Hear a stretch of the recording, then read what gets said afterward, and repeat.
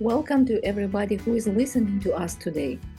I'm Larissa Homans, the podcast host, and I'm very glad to greet you at the beginning of the new year. This is the first episode within this podcast in this year. I wish you to feel energy that you need this year to create those stories that you would like to create in your life. In personal, in family, in business, in leadership, in community. I'm so happy to be with you and allow me to introduce the first guest, Robert Homans. It means that I'm speaking to the man whom I love, whom I respect very much, and who is my life partner, and who is my husband. Robert, would you like to say something about you at the beginning of this conversation? Yes. I met Laura in Ukraine, in Kyiv, in December 2005, and we fell in love fairly quickly after that. And we've been together ever since. My career has largely been in commercial finance. That's loaning money to businesses. I was privileged to spend a great deal of time in Ukraine working with Ukrainian financial experts, and also I've worked with other financial experts all over the world. So my life, personally and professionally, is all about risk. Robert, I'm very glad to welcome you here in this space. And you are the first guest within this podcast in 2024. Based on our Ukrainian traditions, you know about that? It's a lucky moment when the man is the one who is visiting the home in the new year. I'm thinking about my podcast space as a virtual podcast home where many new stories are showing up. So, lucky me, this podcast host, to greet you here. Welcome. What do you want to wish to our listeners in this year? Well, first of all, to all of our Ukrainian listeners, especially my wife's family, I want to wish all of them peace and victory over Russia this year. For others, I wish them all good health and prosperity. Victory first, peace when victory is coming. Thank you for making this wish to all of us and to all people whom we are connected, whom we know, whom we are supporting in the way that we can support as a family, as a couple, and also to those people whom we never met. I know that you are so connected with Ukraine, not because of your wife, but because of the understanding you have been developing since your first time visit Ukraine. A couple of weeks ago, when I invited you to my podcast and I asked about the topic you would be interested to talk, you answered, I would think. In a few days, you came back with the answer, I want to talk about risk taking. At the beginning of this conversation, you said that your trip to Ukraine and your life in Ukraine was a kind of risk taking. I know that this topic is very natural for you and close to you, but may I ask you, why did you choose this topic specifically? And were there any other topics you were thinking of, probably? If so, then why did risk as a topic for this conversation win? Well, if you think about it, risk is something that we all deal with every day. Every time you walk out of the house and down a flight of stairs, you're taking a risk. When you get into a car, you're taking a risk. When you go to the market and buy food, you're taking a risk and you're relying on other people to prepare food in the right way so that you don't get sick or worse. So risk is all around us in general terms. In terms of my own life, I mean, I remember when I was 17 years old, I went to Japan. And this was in 1964. It was less than 20 years after the end of World War II. Going to Japan back then was like going to another planet. And once I got there, I had a wonderful experience, not only with the other Americans in my group, but also meeting my Japanese counterparts. And really, that trip set me on a course of taking risks. And I think it was 1972. I was having lunch with a very wise and successful relative of mine, and I was trying to I was trying to decide what to do with the rest of my life. And he said, you should focus on taking chances. And so I really took that to heart. And once again, in 1973, I spent 2 years in the Philippines working for the United Nations Development Program. And then in 2003, well, let's go back before that. And my business career is mostly about taking risks. Commercial finance is all about reducing risk. When you loan money to a company, you're looking to find various ways to reduce risk, and conversely increase the chance that you'll get paid back. And then in 2003, I got a phone call out of the blue about going to Ukraine and working on a commercial finance project there. And at the time I took that call, I knew absolutely nothing about Ukraine except for two things. One, it was a independent country. This was 2003. It was an independent country and it had cold winters. And also, a few years before taking that call, I was lying on my couch at home watching the winter 1994 Winter Olympics in Lillehammer, Norway, and the competition was won surprisingly by Oksana Bayul, who is a Ukrainian, and that really represented my first sort of conscious impression of Ukraine, was her winning the gold medal. And so my professional and also personal career has been governed by risk. Thank you for sharing this interconnected stories from your professional and personal life. Actually, when you were sharing that, I was thinking, oh, you already answered the question I was preparing to ask you. I was going to ask you what set you on your path of taking risks. And you recalled the conversation with wise, successful, and very respectful your relative. I know whom you were mentioning. And he said, take a chance. My question is slightly different.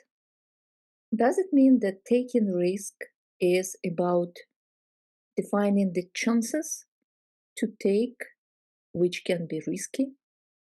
Well, you always have to evaluate the opportunity, whether or not you will benefit from that opportunity, and what are the potential costs.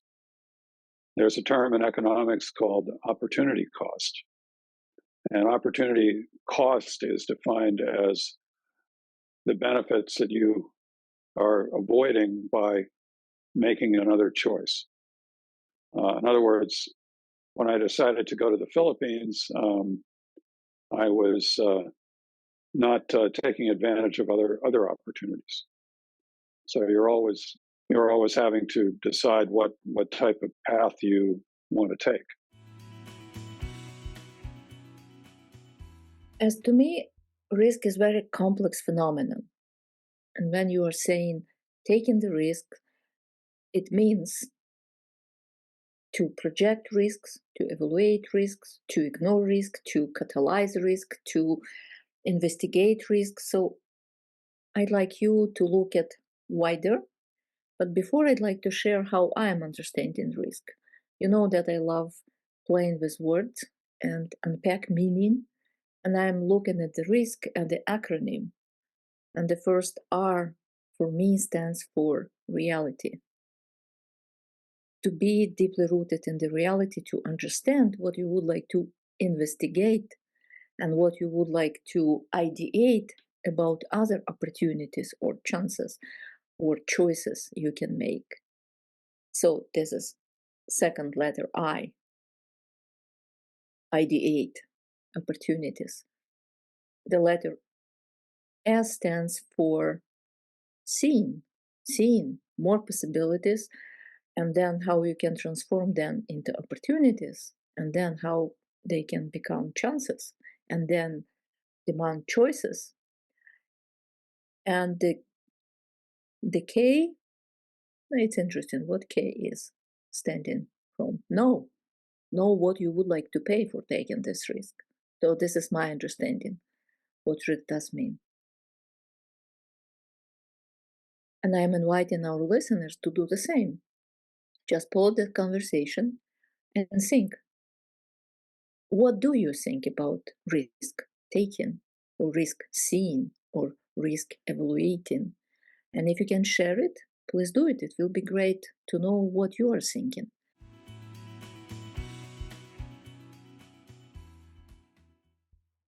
Coming back to you, Robert, can you tell how were you dealing with risks and what have you learned or still learning, because you are taking risk, as you mentioned, almost every day, different ones. Sometimes I haven't done a very good job of taking risk. I've been involved in businesses that didn't do very well, but you really have to kind of learn from that experience, and hopefully that will help you the next time. When I went to the Philippines in the mid 1970s, I had a wonderful experience working there. And after my 2-year experience there was up, I went to Stanford Business School, their MBA program. And business school is all about risk, probabilities of certain outcomes, and all of those things. If you take all of the courses that business school like Stanford or most other business schools teach, it's all about dealing with risk. When I was in the Philippines, it became evident that there were things that I wasn't very good at. I didn't have enough experience in doing, and but the experience of being in a foreign country is something that I really enjoyed, and I kind of put it in my back pocket and remembered it. And in the intervening almost 30 years, I developed a set of experiences, mostly in personal finance, that that ended up in 2003 causing me to go to Ukraine, another foreign country, because one of the things I learned in the Philippines was that I didn't know very much. I needed a lot more grounding in finance and in credit and all of these basic things. And so over the succeeding 30 years, I went to Stanford, and then I also started a commercial finance company where I put a lot of these concepts to the test. And sometimes I did a very good job, and other times I did a lousy job.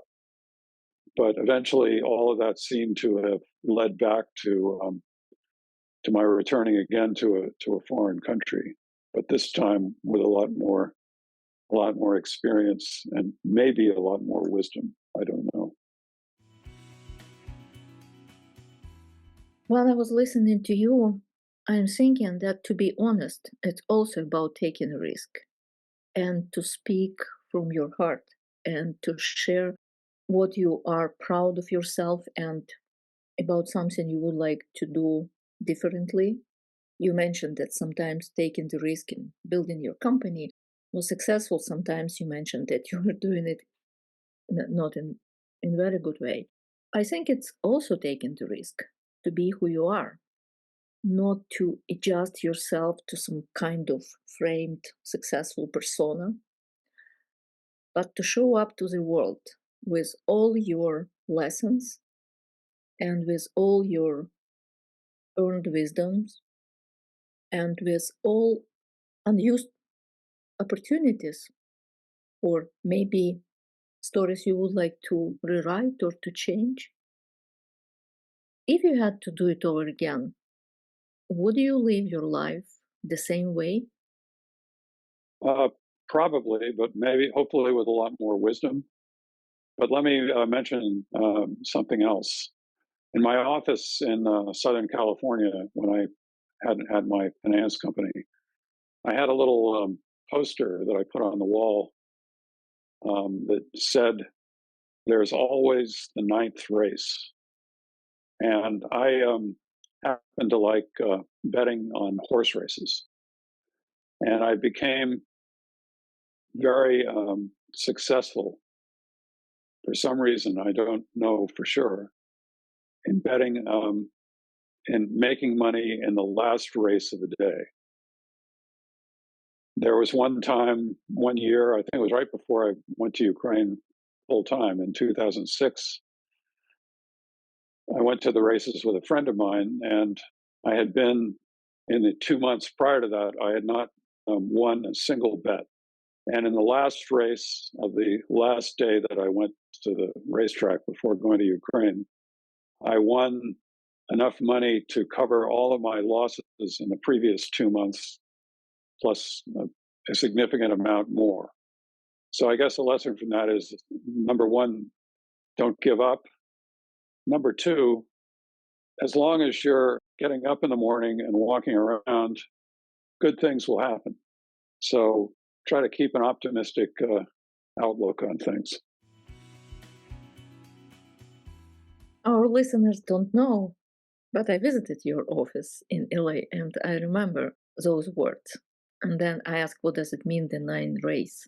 And I think metaphorically, it's not only about to be involved in risky betting, it's about to believe, it's about to have very strong hope that you would be able to deal with the risks and everything which is coming with taking the risk.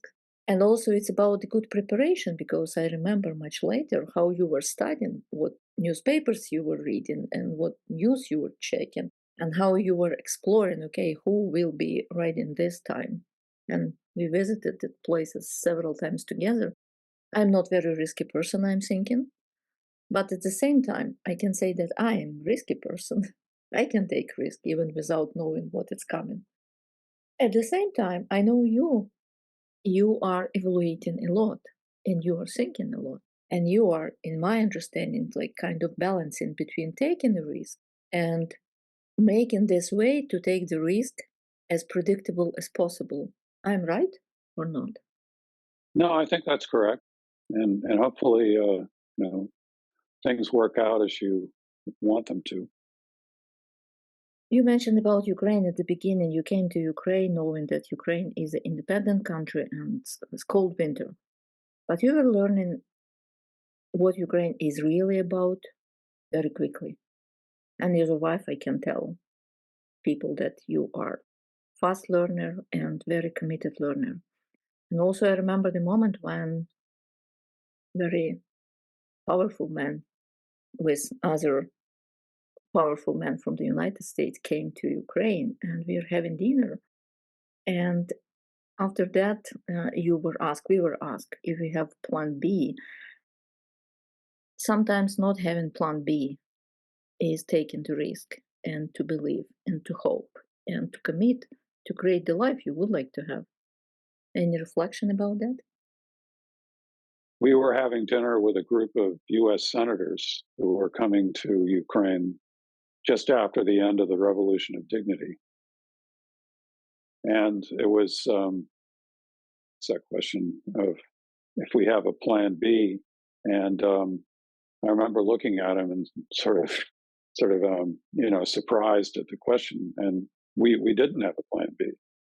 It was about that time that I started sending emails out about Ukraine and what's going on there, initially to friends and family. And basically, I used to tell people that I wanted to make sure that they didn't think that we were mad about staying there during a period of time that on one or two occasions got pretty dangerous. I recalled another moment. It wasn't just the moment, it was a certain day when I was going to Maidan and I was going to speak from the educational stage, which those days already was called as a University of Maidan, Open University of Maidan. And it was December 13. I was speaking. I don't think that it was very brave. In some way, it was brave because that time we didn't know how a situation would be turned on, what would be at the end, and we really didn't have plan B. We had only plan A. We are living in Ukraine, we are seeing what is happening, and we are visiting those places. We are not staying overnights on Maidan, but we are supporting in the way we are able to support. And you were with me. And you were with me without knowing, okay, what can happen the next day, in 5 days, or in 1 month. And I think taking a risk is to embrace unknownness, if it's possible to say, and also to define the strong inner solid ground to keep hope when it's very difficult to keep hope or to define hope. I think especially now it's very important for everybody, especially for those who are on the front line, like 4 men from my family, and for those who love them, for their families, and for many people who believe that Ukraine will win. Ukraine is already winning every day because we do what we do, what we can do, and because we have people, countries who support Ukraine. Well, you took a far bigger risk than I've ever taken giving that talk, because had things turned out differently, you could have gotten 6 years in prison for giving that talk on Independence Square. Yeah, I knew about that, but you took the risk to accept that your wife is going something that might can change your life too. So we are taking the risk at a different level. However, my risk was not so high. Other people who are extremely brave, extremely committed, extremely devoted to what they were doing every day. I was not staying in during the nights. I was not living in the tents. I was not taking brick by brick during the most painful and dangerous night during the Maidan. So different situations for different kind of risks. It depends how we can understand this. Coming back to your life, what are the risks you are taking or you're facing in this stage of your life? What kind of advice you can give to yourself today based on your life experience, professional experience? Well, that's an interesting question. I'm 77 years old. I suppose most people my age are past the point of taking risk. Fortunately or unfortunately, I'm not past that point. And I'm continuing doing what I've been doing. Maybe that's a good thing, or maybe it's a bad thing, but that's the reality right now. But during this conversation, I thought about the importance of understanding and dealing with risk. If you and I work a lot in what's known as emerging markets. I really don't particularly like that term, but I find that many financial institutions in these markets don't do a very good job of understanding risk or measuring it. And what's the result of that? The result of that is that a lot of small businesses in Ukraine or sub-Saharan Africa or other places where I've worked, they don't get financing because people who work in the finance industry need to evaluate risk and ask, what is the prospect of getting repaid? And unless you're able to do that, the the overall economy of a country, but especially the chances of success of small businessmen is reduced. So, that's one example of dealing with risk in a professional setting, but a lot of the same things apply in personal settings as well. Robert, thank you for sharing. I definitely can say that I think even if you would be able to allow yourself to not taking the risk, I don't think that you would accept that option. It's how I can see you. I was observing how you were developing the online course you are going to release. But the first time when you are doing it, you are going to do it online by using all of these new technologies and how you were opening your YouTube channel and how you were working to upgrade and redesign new websites. So you are taking the risk and challenges and chances almost every day. And come to speak here to this podcast is also kind of risk. Yeah, it will go in to the world, and we don't know how people will be reacting, what kind of comments we can get, and it's openness. To be open is also about taking the risk. To start doing something new, it's also about taking the risk. So I wish you to be on this track and to help yourself by your own experience and wisdom nuggets. Yeah, it's probably fair to say that most people my age aren't learning how to develop a YouTube channel or releasing basically starting a new business, releasing these commercial finance courses. But as an old friend of mine once said, your brain is like any other muscle, and like any other muscle, it needs to be exercised. So I suppose that, at least I hope, that that my brain is getting plenty of exercise and will continue to get exercise. Robert, I still have two questions to you, but now you said something that allowed me to bring another question. You said that brain is like other muscles. What kind of muscles do we need to train? I'm saying we, it means people, it means human beings. It doesn't matter the age, the race, the experience, the profession, or the occupation, the countries we are living. What kind of muscles we need to train to master risk taking? Let's see. I think you definitely need eyesight, because, like, going back to my earlier point about getting into a car, driving a car, you need eyesight, right?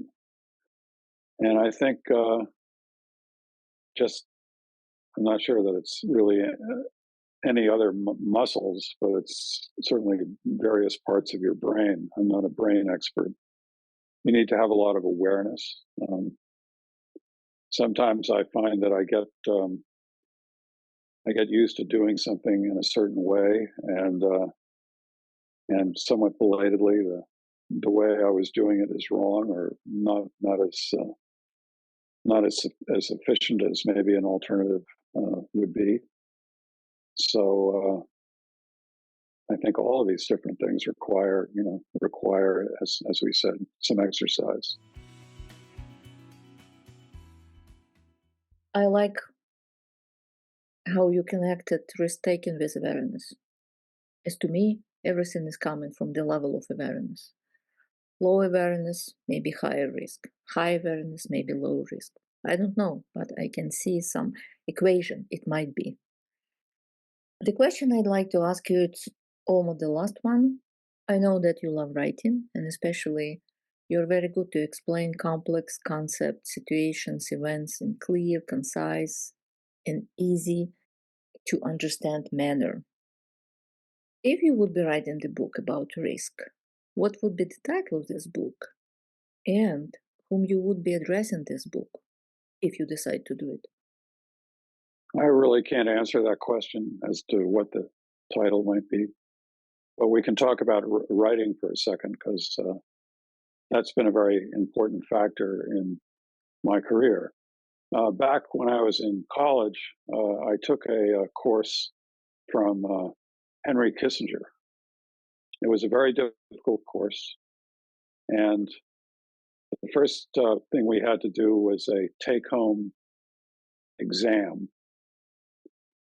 We were given the question on a Tuesday, and we had to come back on a Thursday and submit our answers. And a few days later, I got my grade back, and it was it was a terrible grade. It wasn't a failure, but it was just one step above failure, and I was very disappointed. And so I went to see whether you like or dislike Henry Kissinger and what he did in his career. I can tell you that one of the things he was very successful at doing was hiring good people, and he had a teaching assistant to whom I came to see and said I was very concerned about my grade. And he said to me something that I've never forgotten. He said that in the first paragraph, you should distill what your argument is and what your point is, and then the rest of your answer basically elaborates on that and provides justification.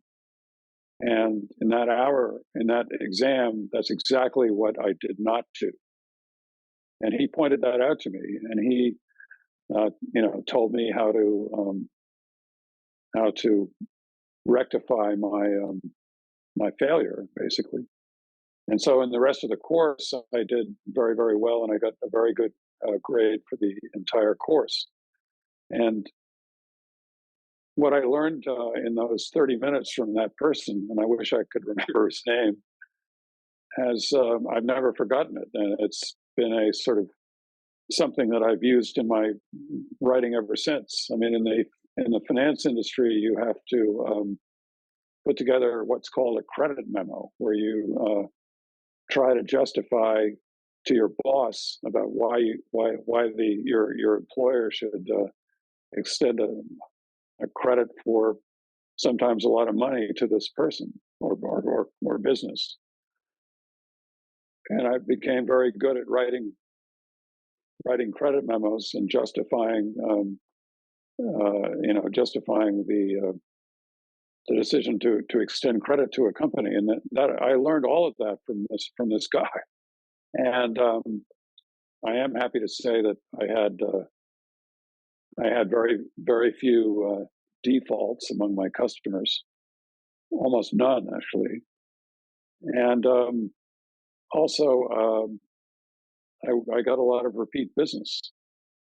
But it was all about my ability to basically apply what this long ago forgotten person who worked for Henry Kissinger taught me.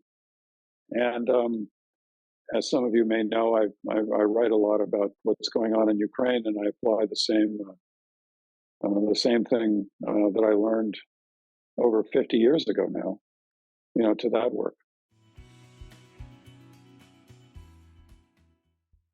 Robert, it's another beautiful example of how it's possible to take the risk of learning something new, which can serve you for many years ahead, by accepting the moment that you are almost failing the exam.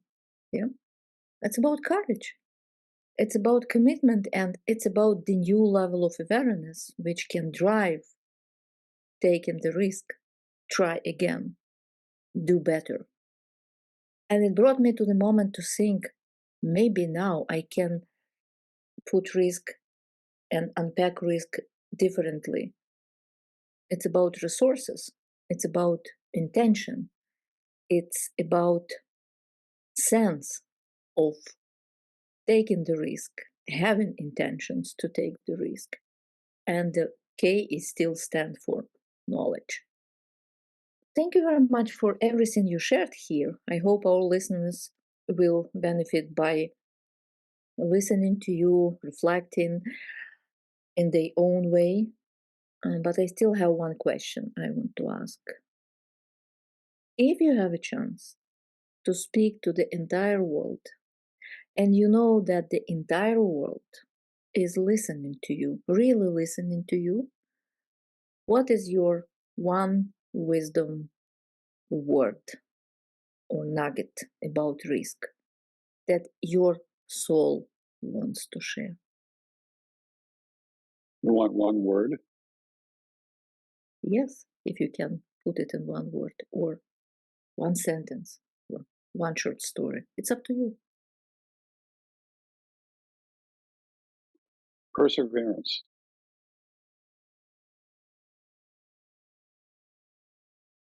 Thank you. I wish you to take this word with you because we are the beginning of new year and you are taking the risk in your life, in profession, in business, in leadership, in social connections. Perseverance. Let be your driving force for this year and for our listeners too.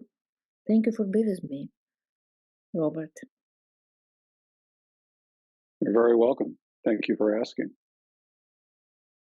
Thank you for everybody who was listening to us. I'd like to thank you again, Robert Homans, my husband, wise man, brave man, the person of commitment and dignity and high values. Thank you for being my conversational partner today. Definitely, I took the risk to invite you to speak because we are talking here as the partners. We are discovering the joint understanding of taking the risk, and also we are sharing the stories probably we never shared before. Thank you, and I invite our listeners to stay with me, with us, with the guest I already invited to speak. Robert Homans was the first one who was speaking here about risk in different understanding, in different context. And stay with us, more conversation will come.